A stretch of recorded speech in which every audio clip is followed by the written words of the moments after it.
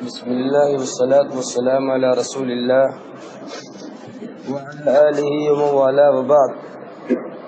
أشهد أن لا إله إلا الله وحده لا شريك له وأشهد أن محمدا عبده ورسوله.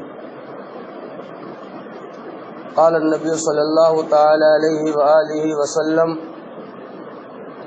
لأعلمن من أمتي أقواما يأتون يوم القيامة بحسنات أمثال جبال تهامة بيضاء فيجعلها الله عز وجل هباء منثورا. قال ثوبان: صفهم لنا جلهم لنا ألا نكون منهم ونحن لا نعلم. قال: أما إنهم أماكنكم وإخوانكم ومن جلدتكم ويقيمون كما تقومون ويصلون كما تصلون ولكنهم إذا خلوا بمحارم الله انتهكوها. رواه ابن ماجہ وصححہ الالبانی. معزز و مکرم حاضرین، پچھلے درس سے آپ کے سامنے گناہ کے انجام کو بتلایا گیا. پچھلے درسوں کے اندر آج ایک ایسا وسیلہ، ایک ایسا ذریعہ جس میں پڑھ کر ہم اور آپ گناہ کر جاتے ہیں، اس کی طرف اشارہ کیا جا رہا ہے.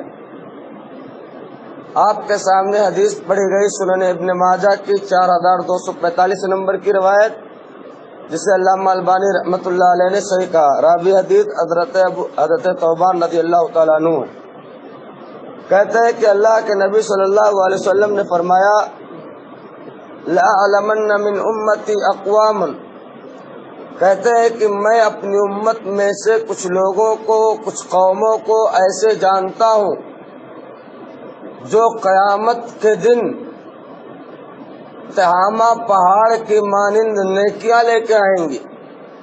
یعنی بڑے بڑے پہاڑوں کے مانند ان کے نیکیاں ہوں گی. بہت بڑے نیک کار رہے ہوں گے دنیا کے اندر. لوگ دیکھ رہے ہوں گے کہ بڑے حاجی صاحب ہیں، نمازی صاحب ہیں، یعنی ان کے پاس نیکیوں کا انبار ہوگا. ایسے لوگ آئیں گے، لیکن اللہ تبارک و تعالیٰ فَيَجْعَلُهُ اللَّهُ عَزَّ وَجَلَّ هَبَاءً مَنثُورًا، اللہ تبارک و تعالیٰ ایسے لوگوں کی نیکیوں کو ریت کے ذرات کے مانند اڑا دے گا، ختم کر دے گا. ان کے نیکیوں کی کوئی حیثیت اللہ تبارک و تعالیٰ کے نزدیک نہیں ہوگی. حضرت ثوبان رضی اللہ تعالیٰ عنہ نبی کریم صلی اللہ علیہ وسلم سے کہتے ہیں: اے اللہ کے رسول صلی اللہ علیہ وسلم، آپ ہمیں ان کی صفات بتلا دیجئے، آپ ہمیں ان کا طریقہ بتلا دیجئے. وہ کیسے لوگ ہوں گے جن کی نیکیوں کو اس طرح برباد کر دیا جائے گا؟